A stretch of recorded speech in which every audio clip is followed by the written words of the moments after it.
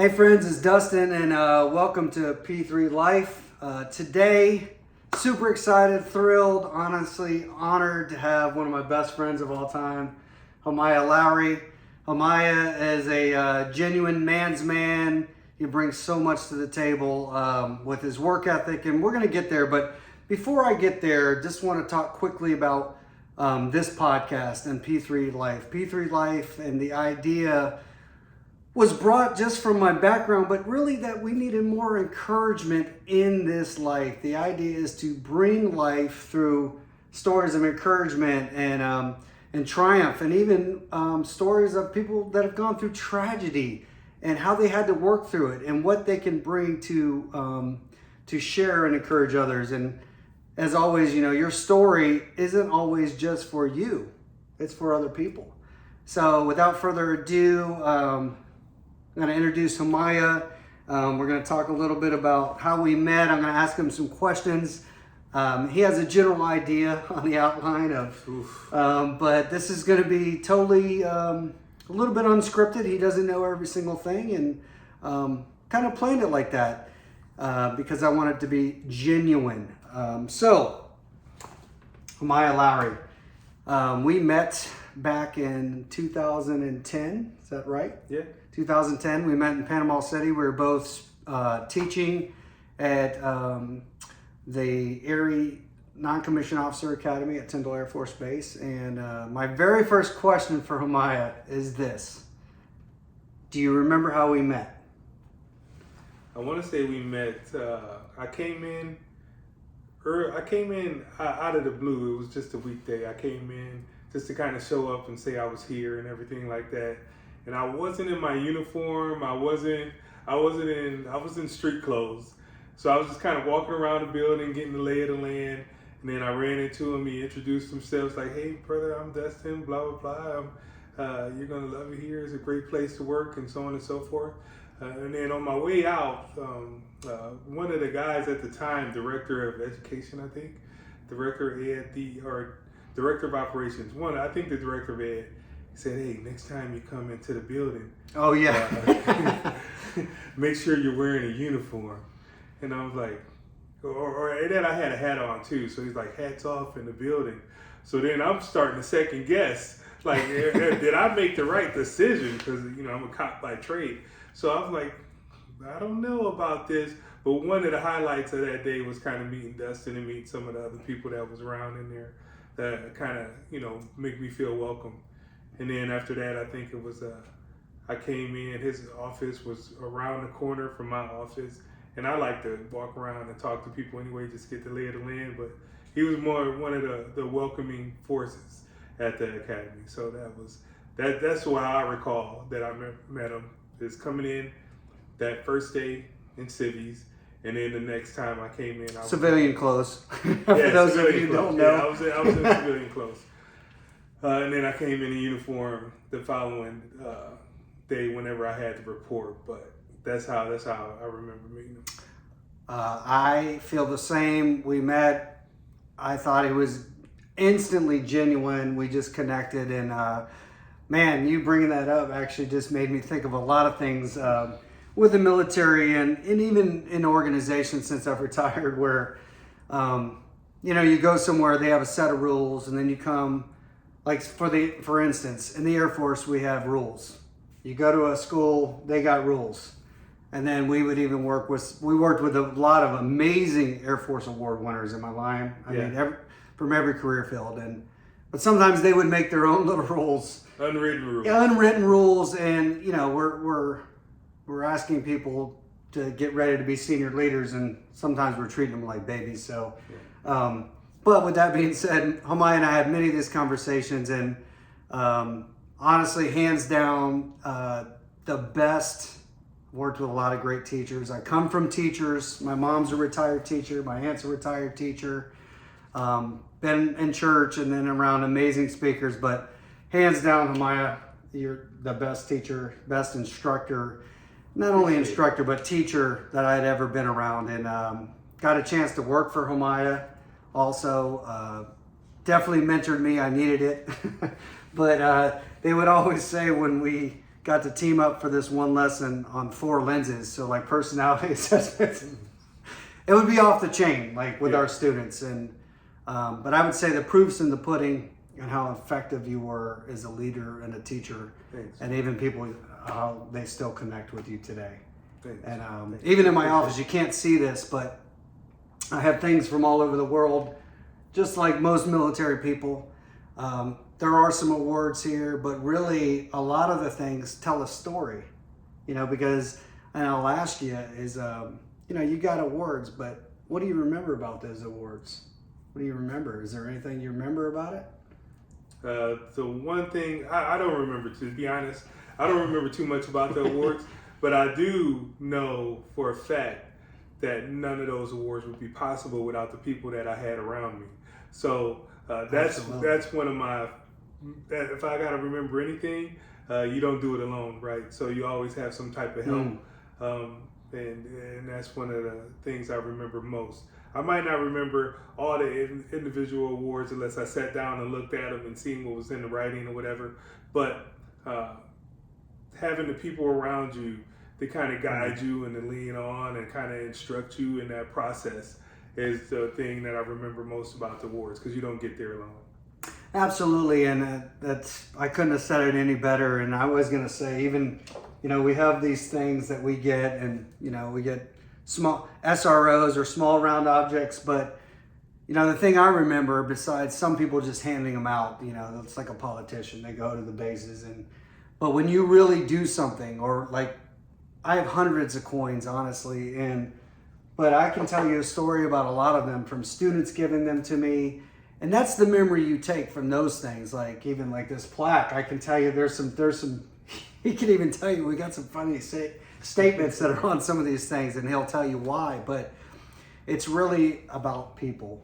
And and that's why I chose to have Himaiya on also. It's how you connect with people. He's a people connector, and this is what I want to tell the listener, and I want to tell you. So on my phone,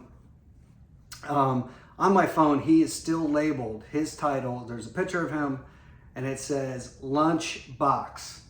So Lunchbox, if you played sports, you might have heard this, but it's a really old term. Like you're going to bring your lunch pail, you're going to bring your lunchbox. My dad used to use it.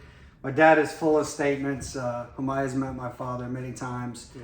But when I think about Himaiya had this, we played a lot of sports, basketball, we competed all the time, like crazy games of horse. I mean, intramural football to like squadron stuff. Students are always challenge us, like, okay, well, you did 25, I'll do 32. I'm like, okay, we'll do 32. They'll try to do 33.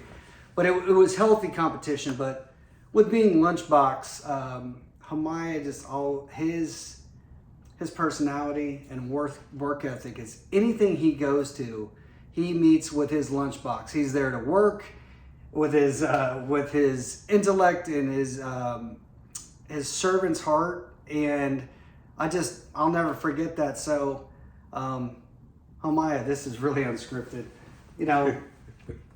What would you say would be your mentality on anything you do? If you have like a lunchbox mentality, what would that be? And maybe this is the name I'm coining it here. I'm going to trademark it. Lunchbox leadership. That means you just when you show up to work, you get the job done. Like you get there, you clock in the hours, whatever it takes, you kind of do it. That's what you have your lunch pail for. You don't really need to take too many breaks, right? And then once you get up there in rank in the military in general, sometimes you don't get a break because your people need you all the time, right? So you don't get a chance to say, hey, give me a moment. I'm gonna go eat this. I'm gonna eat that. Or you might just say, hey, you know what? I'm kind of busy right now. Don't hand me anything because I'm gonna lose it. But walk with me, talk with me, and let's figure out what's kind of going on. And then we'll set up a time that we can connect afterwards. But you don't leave anybody hanging. So you show up, and you show up with that passion. You show up with that desire, and you show up with that will to, right? The will to do whatever it takes to be successful. And it's not just individual success, it's team success, it's unit success, it's business success. I got a business now, right? So, and I do the same thing when I go to the different conventions. If it's dealers there or vendors there that don't really know the ins and outs of how to kind of get set up, or what do they need to do to get set up, or how to even file a business. They might be operating rogue, right?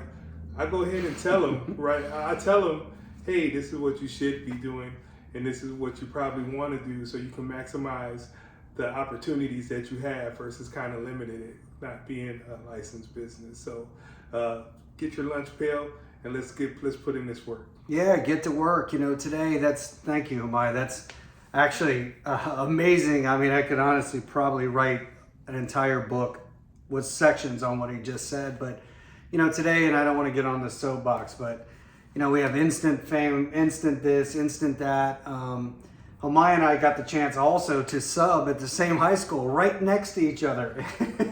We'd be talking about stories about these high schoolers, and we met some great students, but I would tell them, he would too, is, hey, it's okay.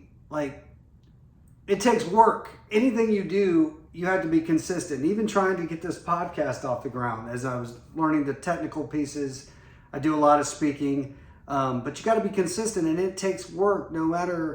It takes hard work. It's not just like one and done and bam, you're a millionaire, or bam, you've got all these awards, degrees. It takes consistent work over time. And sometimes when you get that instant success, right? We've seen this in the military. We've both seen it now being out. Is sometimes those people that get instant success, it's like a flash in the pan and they're done. But consistently taking care of people. So with that being said, he was talking about his business when he goes and does some things. So I want him to talk about his business. Honestly, Himaiya has been the biggest catalyst for me, along with my wife. And I have some other fans that really, pour into me, but he's been a catalyst even for this podcast. And even the book I wrote, my first children's book, like, it wouldn't have happened if it wasn't for Himaiya. Himaiya told me, Dustin, when I came back from DC, worked for the Gov, he's like, hey, I think you should, he told me before, but he's like, I think you should try your hand at subbing. I know it's tough. You got politics, and kids can be pretty bad. I mean, they got the phones and the TikTok, and it's crazy. But he's like, I think it'll scratch that itch of teaching. I love to teach. And honestly, I called him my very first day. I'm subbing kindergarten. And next thing you know, I get home. I have a journal everywhere I go. So I'm writing all these funny things that kids are saying, because they're like little old people. And by the way, this isn't a plug for my book. But next thing you know, plug that book, man. Plug that book. Yeah, it's called "Do You Work in the Zoo?" Do You Work in the Zoo, man? And it's based on my first day subbing in kindergarten. And honestly, verbatim, a little girl asked me that. She said, "Mr. D," they called me Mr. D, "do you work at the zoo?" To which I said, "Who, me?" She knife hands me and goes, "Yes, that's who." Hilarious. It basically tells a story for kids to think about what they could be or what they could do besides instant success on YouTube and TikTok, because there's many other professions. But it wouldn't have happened if Himaiya wouldn't have suggested that I did that. And from that, now I was already doing adult writing. I've written like 50 other books, and they're coming.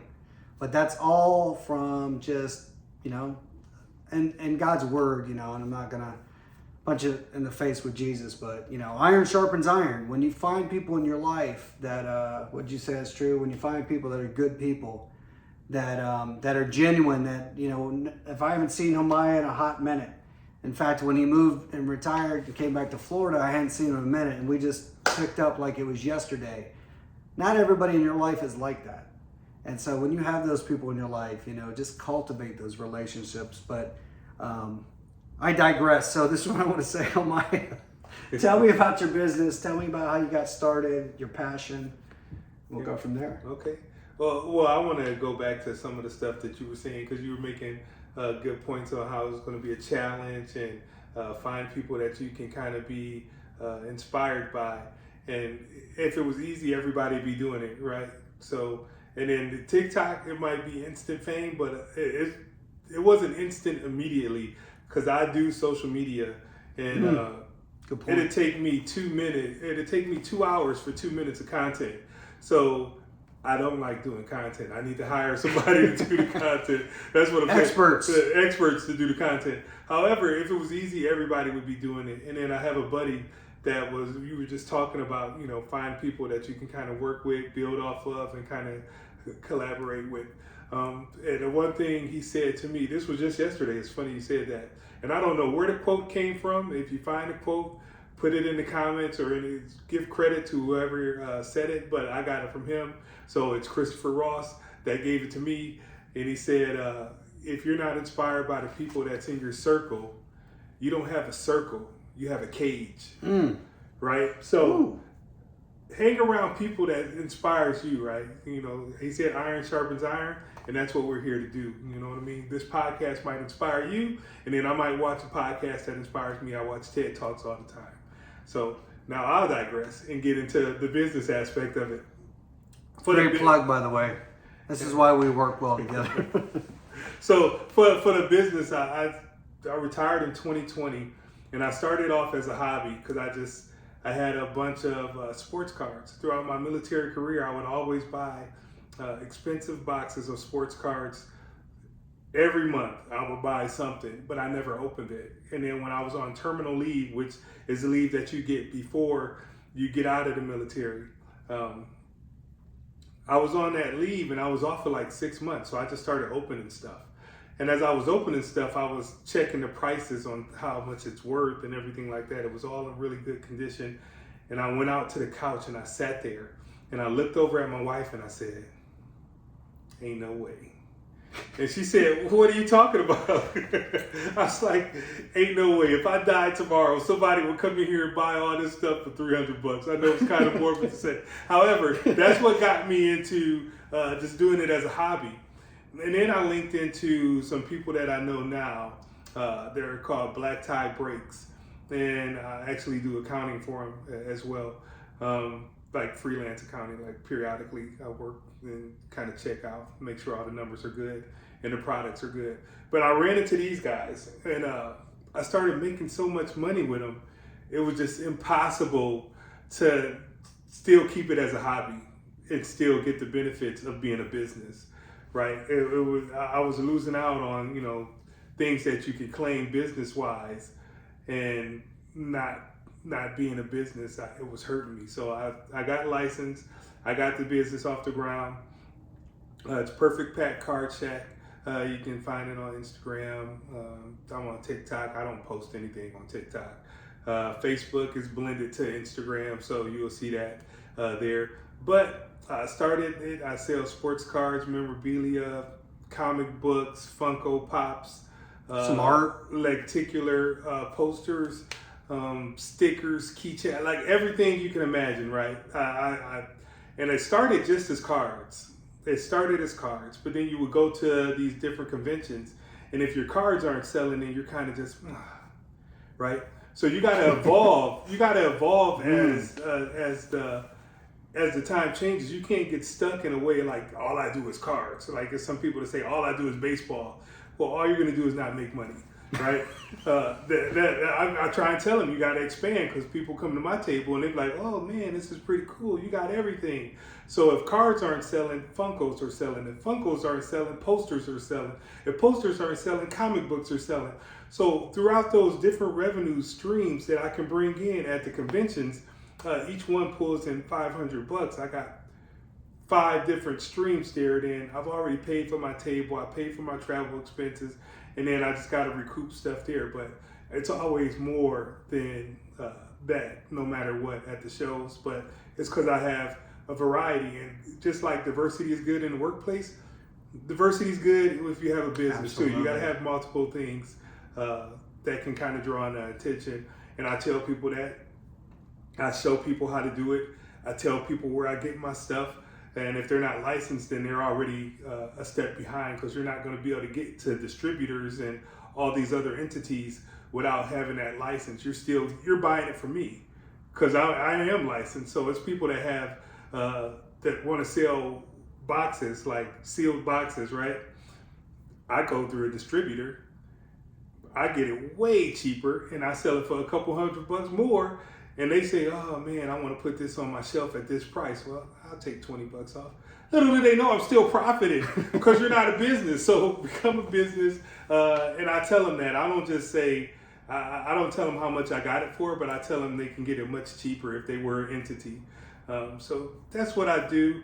I started it. Once you start making, and anybody that starts a business, start it off as a hobby. See it if you like it, right? Because there's no harm, no foul. But once you start making too much money to hide, you might want to become a business. Absolutely. Oh my gosh, there was so much that you said, and not as a play on your business name, but I want to unpack just a little bit of that. One thing I'll say is Himaiya is honestly, I said this earlier, is super genuine. And he's a servant, but if you heard his example, he'll even help people. And even today when people are, bringing life, even when people today are asked things, they'll try to hoard information. But guess what? He gives them the information because, hey, they're going to do it their own way. They're not going to do it the way Himaiya does it. And even I have people, they're like, well, Dustin, even with your writing, and I was like, listen, they can do their thing, but they're not going to be able to, even if they steal it, they're not going to be able to tell it and express it the way I am. So I would say this for you out there. Don't ever be afraid. Obviously, don't give away the farm, but when you can, help people. Because if it's genuine, some people will, you might learn from that if they try to hurt you, but more than not. Give away the farm. Yes. I'll give away the farm. Because you know what? I got different animals. I'll give the farm away, right? Yes. You can have whatever you want, all the knowledge that I'm giving you. Just because I give it to you don't mean that you're going to use it or use it correctly. It doesn't mean you're going to be a farmer either if you get it. Hey, if you want to share information, share information. Sometimes we're in a competitive space, but it's so many people that filter through there. We all got different stuff. I just want, if you're doing good, I'm doing good. We're bringing our own clientele into these, making happy clients when they come to these events. They tell more people, they're bringing more people no matter what. As long as that experience is good at any convention, they're going to keep coming, right? And if they have bad experiences, just think about an experience that you had. If it was bad, you're not going to go back to that restaurant, to that amusement park, to that concert, to that venue. If it was a bad experience, you're going to think twice about going there. But if it's a good experience, not just for me, the people around me, you're going to come back. And then I didn't get you this time, but maybe I'll get you next time. Absolutely. And even at these events and even in your life, never underestimate, he's brought it up many times, the power of connection. Not just to use people, but genuine connection and just the things that can happen from those connecting points. And in fact, so he actually said so much of like the quote about the circle, and if not, you're in a cage. But I wrote down evolve, and I would say even in the course of us knowing each other now, 14 years We're not or the longer. same. We've evolved. We're not the We've same. been married, both of us, and divorced. We're married again. And that's just one small piece, and so I want to hit on evolve real quick, but I would say, what would be, you gave so much advice, but what would be your biggest piece of advice for somebody if they're starting their own thing? Like you'd said, hey, if it's a hobby, let it be a hobby that can transition, but maybe for somebody that's, I'll do a segue too. Himaiya's he's always had an entrepreneurial spirit. We had a group of friends, the four of us, we hung out like about every weekend. We all lifted weights, and we said Himaiya was like delivering pizzas, and he was sending carrier pigeons to pay his bills, but he was always busy doing something. And, even when he got out, like you can't, it's a big transition when you leave anything, especially the military, if whether it's been good or bad, but if you've been in something a long time, it's a big transition. And I don't know, because Himaiya shared with me, I think it was probably a little tougher for me. Himaiya's personality did great, but as you evolve, in somebody's evolution, what would be your advice for them if they want to try something new, or they want to run with their passion or their hobby? If you want to try something new, chances are you're not, whatever you want to do, somebody might be doing it already. So find out what it is that they're doing, or if you're looking to get into a space, right? Find that void in whatever space you're trying to get into, and then you fill that void. And then once you fill that void, then maybe that is a chance for you to kind of build upon it, and it can still grow off of what you had planned. And then another thing I would say, if you're trying to evolve and you're looking for things to do or to get into, and you've done your research, and you go into the different places and you're meeting with different people, keep your ears open, right? Because you never know when that opportunity is going to show up. And a lot of times when people don't recognize opportunity, you can't take advantage of it. And if you can't take advantage of it, then you might miss that chance to actually do something that you really want to do.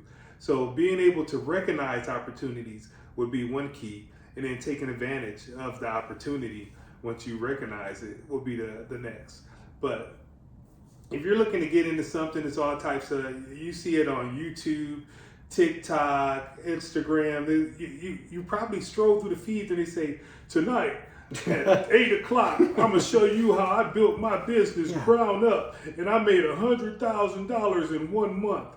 Come in, tune in, I'm sharing the knowledge with you, I'm trying to do it. If it was that easy, everybody would be doing it. Absolutely. Everybody would be doing it. However, you probably got friends that you know that are doing something that's grinding. Like you said, I was always grinding, right? If I had free time, I had no time.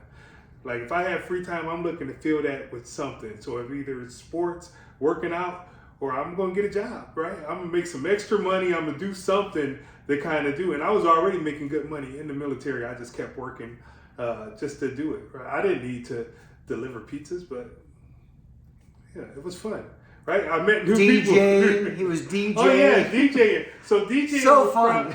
was probably my best gig was being a DJ, and I DJed for quite some time, and I had a blast. I DJed all around in Panama City. If y'all in Panama City area, the Panhandle, I might have came to a couple of my gigs that I was at. So I love DJing. I would still do it now if it didn't eat up so much of my time, because I already got locked in with the time for my business. However, if I knew a bunch of DJs that needed equipment and they wanted to do something, I would buy the equipment, build a DJ company, license it out. I'll find you gigs and then you can go there. I'm always open to other entrepreneurial ventures. So I'm always looking for ways to kind of help other people out. You can start at my DJ firm and go from somewhere else. But I got some equipment. I just don't have enough to have a team of DJs to kind of do it. But that was probably my funnest venture. Was and going to his events, I'm like, I'm going to come crash some of these weddings.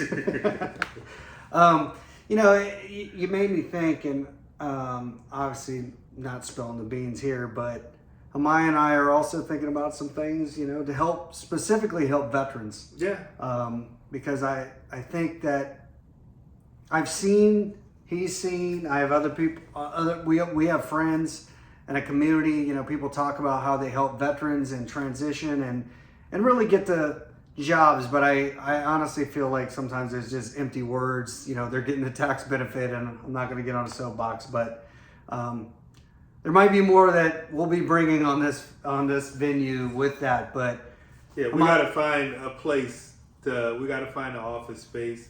Yes. That's one of the drawbacks. It's going to be a 501c, so it's a nonprofit business. But even though it's nonprofit, you still need to pay people that work in the nonprofit business, right?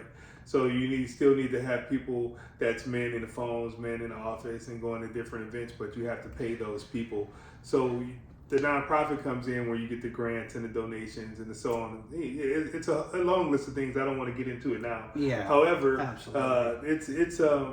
It's something that if you're looking at doing, you can look it up on the Sun. Like you were here in Florida, wherever you're watching this at. SunBiz has checklists for each business that you want to do. And if it wasn't for me already having a couple businesses, like a couple entities, I don't want to put another entity under my name for the 501c. Sure. I do want to put it under my name, but I need somebody to take over one of these other businesses first before I do that. Absolutely. So see, just thinking, but when there's a will, there's a way, and and you also got to be picky. I always love to see the best. He'll probably tell you that. Some of the other instructors used to call me Santa Claus. I think there were some things with that, but I'll say this: I always try to see the best, but you can't let everyone into your camp. You can't get, back to the farm. You can't tell everybody everything that you're going to do with your dreams, because even sometimes family members, they're not there, nor can they understand, or maybe they're not passionate enough, or they don't have the drive, or they think it's too far out of reach with your dream. Even when I've been doing some things, sometimes I share too much, and so I had to learn from that, but more to come. Negativity can be a dream killer. Yes, so absolutely. And if you got people, like I said about your circle, if they're not inspired, if you're not inspired by them and they're not inspiring you, Dustin comes at me with all different types of ideas, and we'll bounce off things off each other. And I don't say, "Oh man, that's never going to work." That's terrible. That's terrible. Absolutely. Punch yourself in the face. Let's figure out how it can work. Like where you're at right now is the idea. Let's figure out how that idea can become reality. And this podcast is a perfect example. It is. He was just kind of talking, I feel like I want to do it. I was like, well, stop talking about it and be about it. Just do it. Right? Like I didn't say. Pick it up and get out there. Yeah, whatever. Dude, no. If you're going to do something, jump in there and do it. It's fairly inexpensive. We looked at the cost, the cost to kind of get off the ground and running. And there's a couple other things that we still have to do, or he has to do. But it's still all encouragement for him to move forward with that passion. And negativity will kill your dream. So if you got negative people in your circle, maybe don't tell them exactly what you're doing. Just tell them that you're doing it, right? And then if they say something else, ask them about their day, because negative people love to talk about negative things happening in their life. Absolutely. And I'll add on to that. I'll just we used to joke in the military, and you probably can relate, even if you're not in the military. You go to these meetings and somebody wants to, we call them they want to piggyback on the back of that last question.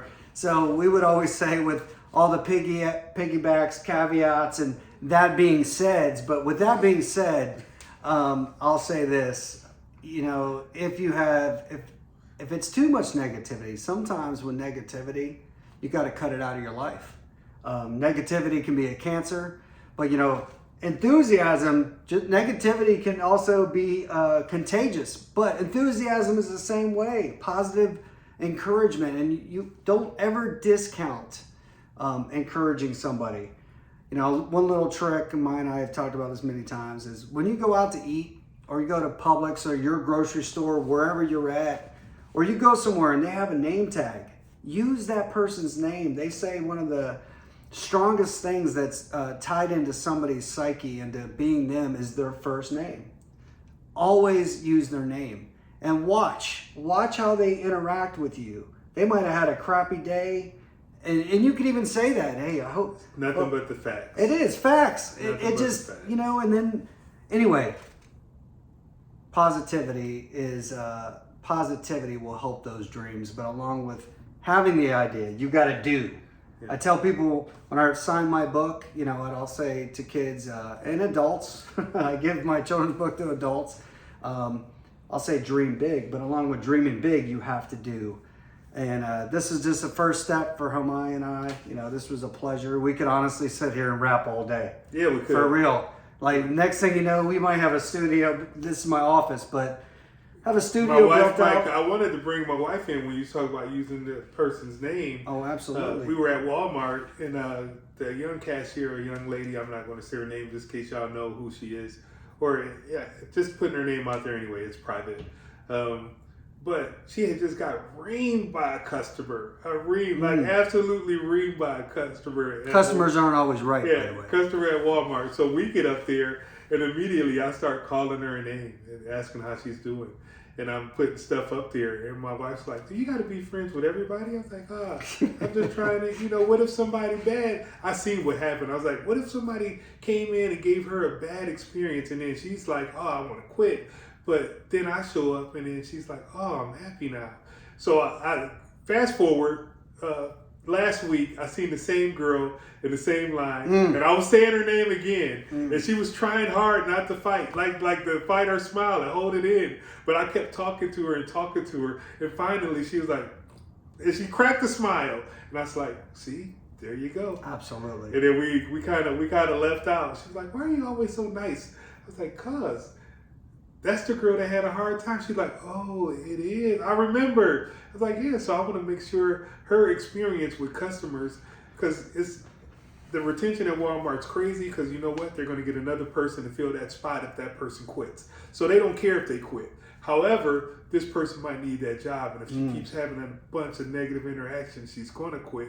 And I want to be that positive face that she sees, or that just a positive interaction that she has throughout the day to make her say, it's not that bad, and she continues on working there. So that's all I wanted to say. Absolutely, and that's a good point. It's always tell people in life and when we're teaching, but you never know, the one thing that you say to somebody could actually push their head under the water, or you could pull them up. And not that you're everyone's savior, but just the difference, even little interactions like that will have, because people will remember you. They'll remember that interaction, just like they will remember that negative interaction. And it's funny, he was saying, his wife, Michelle, was saying, you got to be friends with everybody. So before we came up here, we were fellowshipping, breaking some bread, and both of our wives were talking about how that's our personalities, both of us. But yeah, I've never met a stranger. Absolutely. Never met a stranger. People, I know this happens to him, but people will start talking to me and they just start divulging things. They start telling me their whole life. And you gotta, when they do that, when somebody does that, you have to handle it with kid gloves and, but be real. But it's been an absolute pleasure. We could, like I said, we could keep talking, but this is all I want to, the thought I want to leave you. And thank you, Himaiya. Like, this was an honor, man. It's been a pleasure, man. I can't wait to do it get up. again. I was going to read him a poem that I wrote about Genuine's man's man, but that'll be for the next time. But this is what I want to say. P3 Life is about bringing life through stories. I'm going to have veterans on. I'm going to have clinicians on that help people in recovery. I'm going to have pastors on, lining up a president of a university, and really just to share their story about what advice they would give. And in our world, and I don't want to get on this soapbox, but we're inundated with negativity. Even in this time in America, we're getting ready to turn the corner with politics and just the craziness. And so be kind to people. And this is what I'm going to leave with you. Until next time, from P3 Life, do your best. I'm reading this because it's going to become part of my mantra, just like my videos. But do your best every single day to help others and serve when you can and bring life. Until next time, keep bringing the life. Dustin and Himaiya, see ya. Peace. I think that was good.